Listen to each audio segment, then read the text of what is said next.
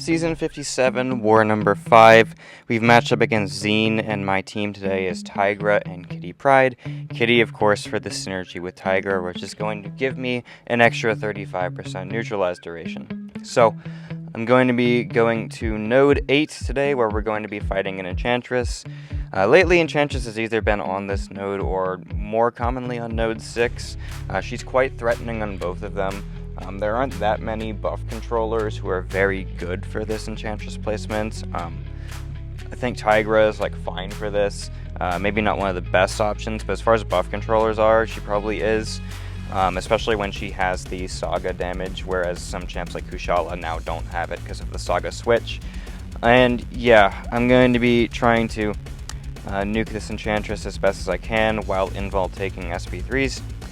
We did actually, in another battle group, just send a Science champ that had the Saga tag and let the debuffs expire, because that's another way to gain force charges. And in hindsight, I might send something kind of nukey, like a Red Guardian here, with how much trauma scales in this tactic. But at the same time, Tigra does this pretty well. You're going to get Vigor faster than Red Guardian is, because you neutralize it and you don't have to wait for it to expire. However, I do think Red Guardian's probably the better play for the future. I just didn't think about how much damage he would be doing even with the buffs expiring to get Vigor. So anyway, we're going to eat a special 3 here with Enchantress. It's exactly the goal because we have an invul boost. Only downside to this is she's going to steal some of my power and place a charm, which will give me free willpower healing, but it will reduce my ability power rate by 30%. So I'm going to be getting a little bit less power from Tigra's heavy attack and special 2, but that's fine. I don't need to worry about that much because, spoiler alert, we're not going to time out in this fight. So anyway, baiting one more heavy here, she drops it, and then I'm going to cancel into my special 2. Damage isn't looking too insane right now, but our Vigor is just going to keep going up, so it's just going to eventually get really nukey. And I drop my special 1 here because there's no reason to hold on to a bunch of power when she's going to power steal me after her special 3 anyway.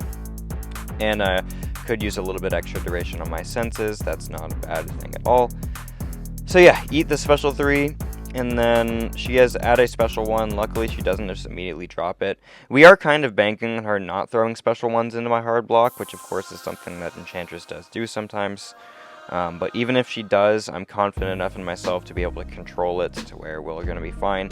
That's what makes Enchantress an essential defender for this war meta, and one who is often very frustrating, is because of the fact that when you're doing extra damage to her, that means she can reflect even more damage to you, to where if you're doing barely any damage, she still could kill you with a reflection of you barely doing anything because of how much damage she's actually storing. So it's very essential that you either try your best to never let her drop a special 1, or when you do, absolutely make sure you remove those spells as best as you can. Otherwise, you're just going to get damage reflected into Oblivion, and that has happened to quite a few of my alliance mates this season. It is not very pretty, and I hate it when that happens. So anyway, I think this is where she's going to drop a special 1 to my hard block. Yeah, right there.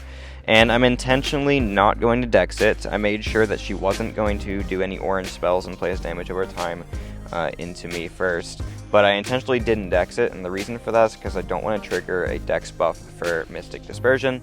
Because Mystic Dispersion is really threatening against Enchantress. It means she's going to get special 1s more frequently.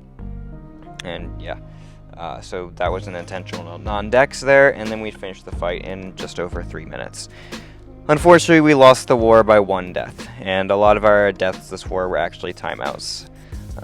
So yeah, GG's to Zine. I hate how many timeouts happen in this mode now. It's one of the many reasons I don't like war now, but that's another topic for another video. I will be making an official dedicated thoughts on this Alliance War season video a little bit after halfway through the season.